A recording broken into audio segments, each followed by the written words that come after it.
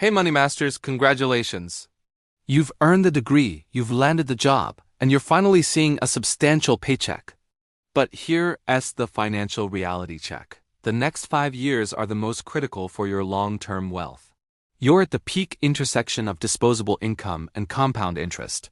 Yet young professionals in America routinely make simple, fixable money mistakes that cost them hundreds of thousands of dollars down the road. Why? Because no one taught us the rules. Today, we are decoding the 7 most common and most costly money mistakes young American professionals make, and more importantly, providing the exact fix for each one. This isn't just about saving money. It's about setting up a financial trajectory that leads to early retirement and true financial freedom. The first shocker is looking at your gross salary instead of your net income. The mistake is thinking your $70,000 salary means you have over $5,800 a month to spend. You budget based on this, then taxes, insurance, and retirement deductions hit, leaving you cash-strapped before the month even starts. This leads to accidental overspending and credit card reliance. The fix? Focus on your net paycheck and budget backwards. Use a reliable paycheck calculator for your state to find your exact take-home pay after all deductions. Then, apply the 50-30-20 rule to that net income. 50% for needs like housing, 30% for wants like dining out, and 20% for financial goals. A great tool for this is to open a high-yield savings account and automate your 20% savings transfer the day your paycheck hits. You can't spend what you don't see. Next up, the toxic trap of lifestyle creep. This is the slow killer of wealth building. The mistake is that every time you get a raise, you immediately upgrade your lifestyle.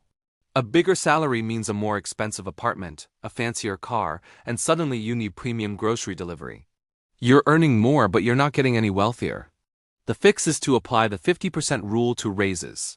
When you get a raise, say $10,000, treat only half of the net increase as new spending money. If your take-home goes up by $500 a month, you allow yourself to spend an extra $250 on your lifestyle. The other $250 goes straight into your investment accounts or towards paying down debt. You have to delay gratification. The money you save in your early 20s is exponentially more valuable than money saved in your 40s. Mistake number 3 is ignoring the 401k match. This is the most egregious financial mistake because you are actively choosing to ignore free money. Young professionals often feel they can't afford to save for retirement, yet they fail to contribute enough to their employer-sponsored 401k to capture the full company match, like when they match 100% of the first 4% of your salary. The fix is to treat the company match as mandatory. Mistake number 4 is not utilizing tax-advantaged accounts. After the 401k, many young professionals stop investing, missing out on crucial tax breaks. They put all their extra money into a standard brokerage account, or worse, a low-interest savings account. They end up paying taxes on dividends and capital gains unnecessarily. The fix is to master the tax shield, and your best friend here is the Roth IRA. The order of operations is simple. After securing your 401k match, your next stop is the Roth IRA. The advantage? You invest money you've already paid taxes on, and then all the growth, dividends, and withdrawals in retirement are 100% tax-free. It's an incredible power the government gives to young, lower-income earners. Your goal should be to max out your annual Roth IRA contribution, which is $7,000 for 2024 if you're under 50. Mistake number 5, focusing on sexy investments. The allure of quick riches is a strong siren song for young investors. The mistake is trading individual meme stocks, trying to time the market, or sinking large amounts of money into volatile assets like single cryptocurrencies. This leads to emotional decision-making and, ultimately, poor long-term returns. The fix? Embrace the boring, billionaire-approved strategy. The foundation of your wealth should be boring, low-cost, diversified funds. Specifically, a total stock market index fund or an S&P 500 index fund. Then, use dollar-cost averaging. Automate a set amount of money to be invested every single month, regardless of whether the market is up or down. You buy more shares when prices are low and fewer when they're high, eliminating emotion. This strategy works because compounding is driven by timing the market, not timing the market. Mistake number 6. Letting student loan interest spiral out of control. Failing to manage high interest is a common trap. The mistake is treating student loan payments like any other bill, only paying the minimum even when the interest rate is high, say, above 6 or 7%. High interest loans essentially keep you running in place financially, preventing you from getting ahead. The fix is to implement the debt avalanche method on high interest loans. First, list every single student loan with its interest rate. Then, focus any extra money you have on the loan with the highest interest rate first, while paying only the minimum on all the others. Also, if you have an excellent credit score, research refinancing. If you can move a 7% interest rate down to 5% or 4%, you could save tens of thousands of dollars and knock years off your repayment time. Just be careful with federal loans, as refinancing makes them private and you lose federal protections.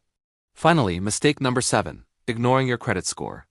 Your credit score is your U.S. financial passport, and young professionals often neglect it until it's too late. The mistake is either using credit cards incorrectly by carrying a balance, or worse, not using them at all, leaving you with a blank financial history.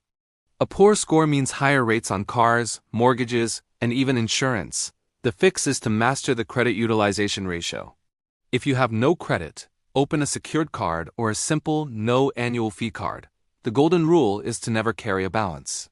Always pay the statement balance in full every month. And here's the utilization hack. Keep your credit utilization ratio below 10%. Even if you spend $1,000 on a card with a $5,000 limit, pay $900 of it off before the statement closing date. The reported balance will be low, and your score will soar. The takeaway from these 7 mistakes is that time is your most valuable asset. The money you fix and invest in your 20s will do more work than the money you invest in your 40s. The 7 fixes are simple. Budget on net pay. Automate 50% of every raise. Capture the 401k match.